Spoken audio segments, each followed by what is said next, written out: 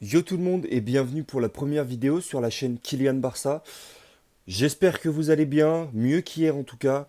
Euh, Défaite et élimination du Barça malheureusement contre l'Inter à 4-3 à Giuseppe Meazza.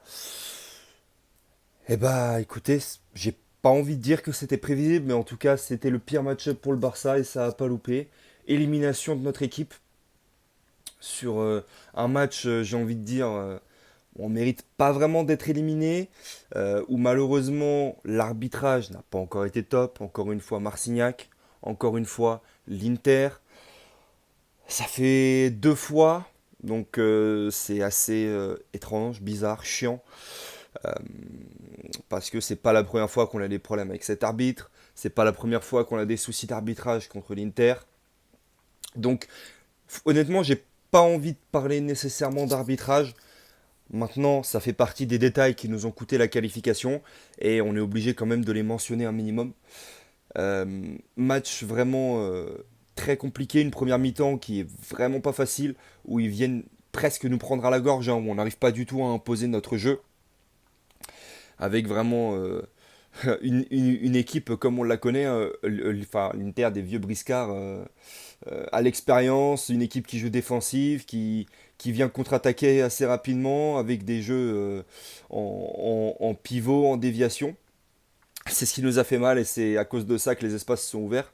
Parce que forcément, on est une équipe qui joue haut, donc avec les déviations, etc., ils nous ont mis vraiment très très mal. Avec notamment Lautaro Martinez et Marcus Thuram qui ont fait un match énorme. Sans parler de Sommer, hein. Sommer, il fait un match exceptionnel. D'ailleurs, il est l'homme du match. Je ne suis pas étonné. Maintenant, en fait, j'en veux un petit peu à Hansi Flick. Et parce que, en fait, j'ai trouvé que dans les changements qu'il a fait, ça nous a pas du tout aidé et que ça nous a plutôt mis des bâtons dans les roues. Parce que faire rentrer Araujo, ok, ça y a pas de souci. Mais après, il faut faire rentrer d'autres défenseurs. Il faut faire rentrer d'autres défenseurs. C'est comme quand il fait rentrer Hector Fort. Sincèrement, Hector Fort, vu son âge, vu son expérience, vu le niveau de jeu qu'il nous a montré récemment, il n'avait pas du tout sa place dans cette demi-finale contre l'Inter. Et d'ailleurs, c'est pour moi, hein, il nous a plus handicapé lorsqu'il est rentré que Eric Garcia quand il était là. Après, ok, il fallait faire sortir Eric Garcia parce qu'il était mort. Eric Garcia, on a bien vu que même déjà à la mi-temps ou en deuxième période, il était mort, il galérait à revenir. Mais Hector Fort, ses centres étaient mauvais. Pour se replacer, c'est lent. Ses dédoublements, en plus de ça, il n'était même pas servi par Yamal. Donc son entrée, elle n'est pas du tout bénéfique. J'avais presque l'impression qu'on jouait à 10, sincèrement. Donc très compliqué sa rentrée. L'entrée de Araujo, faut en parler aussi. Araujo, sincèrement, je faisais partie encore des personnes qui le défendaient. Mais c'est terminé. Araujo, out. Merci pour ce que tu as fait ces dernières années, hormis pour l'année dernière. Mais de manière générale, tu nous as beaucoup aidé défensivement. Maintenant, pour la manière dont le Barça joue à l'heure actuelle, c'est-à-dire où ils ont besoin d'un défenseur intelligent, qui a de la relance et qui sait défendre, tu ne réponds à aucun des trois critères. Donc, il est temps que le Barça le vende. Il a encore un petit peu de code sur le marché, donc autant essayer d'aller le vendre au Bayern, qui est encore intéressé, euh, ou en Italie. En Italie, je pense que c'est un championnat qui lui conviendrait le mieux. En tout cas, loin de mon club, il a une cote qui est encore assez intéressante. Je pense qu'à un 50 millions, ça peut partir. Et ça peut nous permettre de recruter sur le mercato. Après, au niveau des autres entrants, après on va parler des titulaires évidemment. Donc Hector Ford, j'en ai parlé.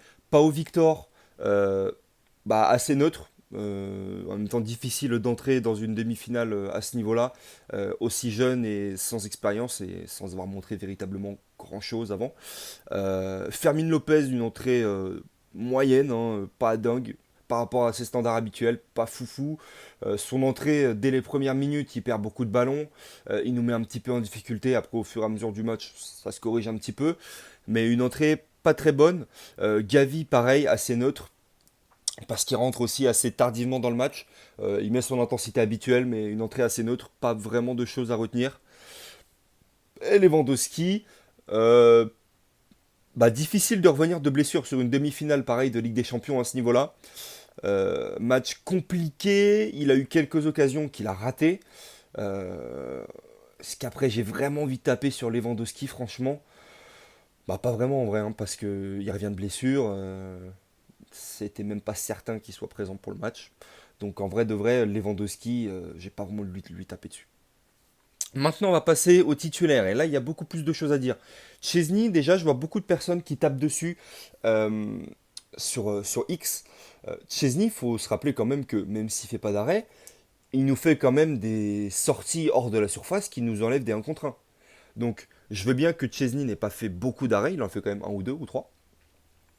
Mais il nous fait quand même une grosse parade en prolongation, je crois. Et surtout, il nous enlève plein de situations de 1 contre 1 contre Dumfries notamment.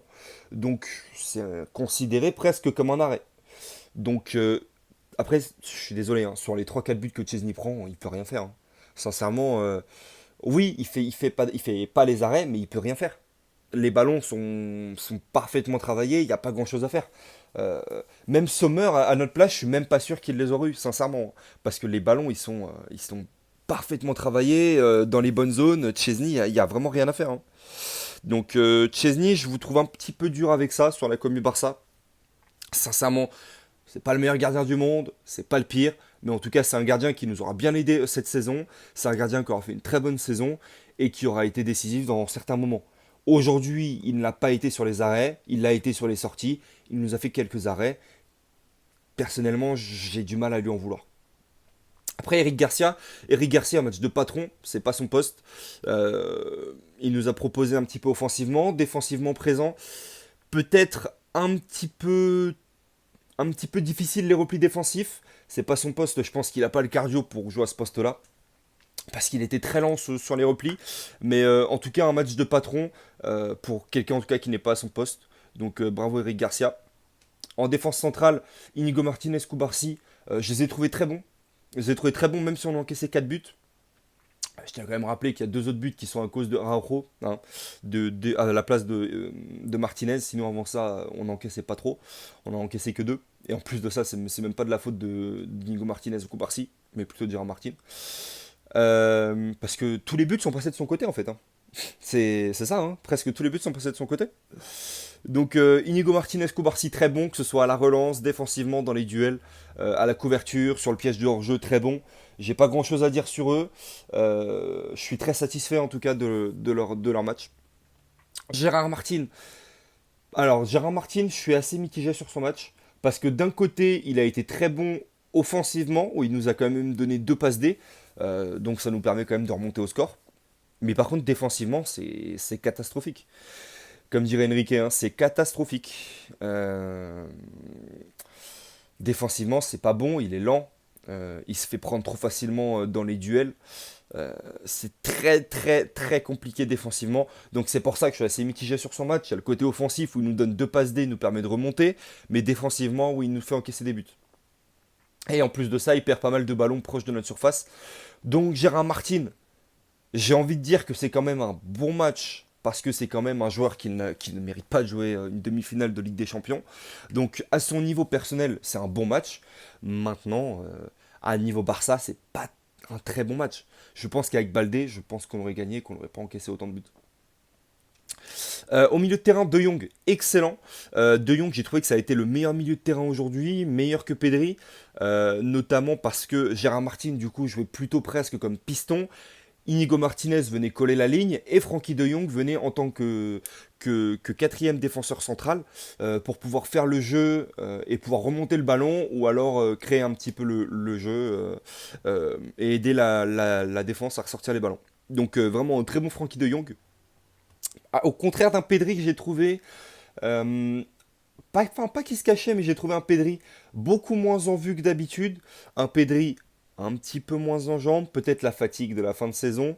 Euh, voilà, en tout cas, Pedri, je m'attendais à un peu plus. Je m'attendais à que ce soit vraiment le patron du milieu sur ce match. Ça ne l'a pas été.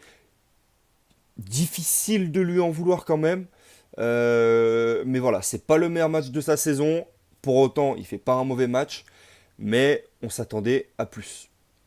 Maintenant, monsieur Dani Olmo. Monsieur, je perds des ballons. devant ma surface et je fais encaisser des buts à mon équipe. Et ben l'ouverture du score, elle est pour lui, hein. Il y a rien à dire de plus. L'ouverture du score, il perd le ballon juste à quelques mètres de notre surface. Une passe devant la surface, frappe, but, rideau. Ouverture du score de l'Inter.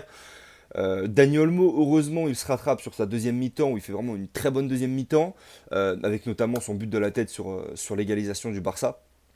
Mais il fait un bien meilleur match en deuxième mi-temps, mais sur l'ensemble du match, c'est quand même lui qui nous coûte l'ouverture du score. Donc, match correct, parce qu'il se rattrape en deuxième mi-temps. Maintenant, on ne sait pas comment ça aurait pu se passer si jamais on n'avait pas encaissé ce but à cause de Daniel Mo. Lamine Yamal, match exceptionnel. Euh, alors, il a quand même été moins efficace que lors du match aller, parce que Di Marco montait sur lui dès qu'il recevait le ballon, la plupart du temps. Donc du coup, il avait beaucoup moins de temps pour se retourner et pour essayer de les envoyer, justement. Maintenant, Yamal fait son match, hein. La seule chose que j'ai à reprocher à Yamal, c'est que sur la prolongation, à la rentrée d'Hector Fort, lorsqu'Hector Fort il faisait justement ses dédoublements, Yamal il lui a pas mis un seul ballon pour ses dédoublements. Donc j'ai trouvé ça vraiment dommage parce que on ne sait pas. Alors Hector Fort ne fait pas une bonne entrée. Peut-être qu'avec ses ballons, peut-être qu'il aurait trouvé un centre, etc. Dans tous les cas, on ne pourra pas savoir. Mais sur la fin, en tout cas, de la prolongation, c'est vrai que je l'ai trouvé assez perso et qu'il aurait pu faire de meilleurs choix. Maintenant, après, hormis ça, sur l'ensemble du match, il n'y a rien à lui en vouloir. Il fait un match fou. Il a des occasions que Sommer sort avec des arrêts exceptionnels.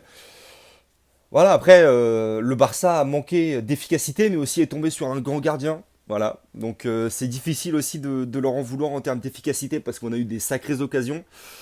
D'ailleurs, pour Rick Garcia, j'ai pas parlé de la frappe que Sommer arrête.